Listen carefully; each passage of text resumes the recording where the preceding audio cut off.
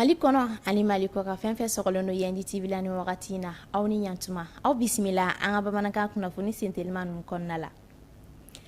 An ka furancɛla fanga ɲɛma Général d'Armée Assimi Goïta ale ye an ka finitigilaka minnu taɲara kɛlɛyɔrɔw la olu denw n'o ye les pupilles de la nation a ye olu tɔgɔlaso dayɛlɛli baaraw kɛ juin kalo tile 7 in na san 2026 a kɛnɛ kan an ka jamana maaba caman tun bɛ yen nɔ ani an ka jamana dɛmɛbagaw ni yɔrɔ kura in dayɛlɛli o bɛ don an ka furancɛla fanga ɲɛma ka kumakan talen okumu kɔnɔna la n'o o de ye kabi san 2021 waatiw a ko a bɛ a ka fond de souveraineté n'o o ye a ka sɔrɔ dɔw ye k'o kɛrɛnkɛrɛnnenya la k'o kɛ ka dɛmɛɲɔgɔnya walew kɛ ka ɲɛsin jamana kɔnɔdenw ma san 5 o kumakan tɛmɛlen kɔ ka bɔ yen nɔ an ka finitigilaka furu olu denw tɔgɔlaso sera ka dayɛlɛ.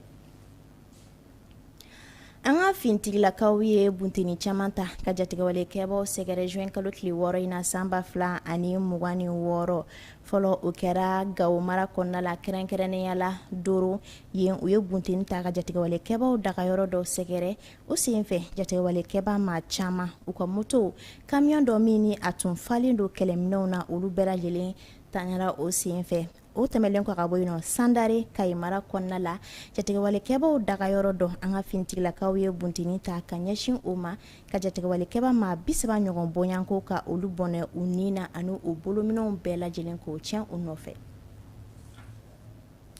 An ka jagoko ɲɛnabɔyɔrɔso n'o o ye direction générale du commerce et de la concurrence olu ye baarakɛlaw ye tigɛ kɛ taji marayɔrɔ dɔ la u ka wulikajɔ dɔ senfɛ u kɛlen kɔ ka kunnafoniya dɔ sɔrɔ taji ninnu tun bɛ barikon dɔ kɔnɔ ko u lasago magasin dɔ kɔnɔ kɛrɛnkɛrɛnnenya la a tun dogolen don lavage yɔrɔ dɔ la u ye tigɛ kɛ ni taji dogoyɔrɔ in na ka nɛgɛ kɛ a la maa minnu nɔ yira a la ka wele bila u bɛɛ lajɛlen ma fanga tigilamɔgɔw fɛ.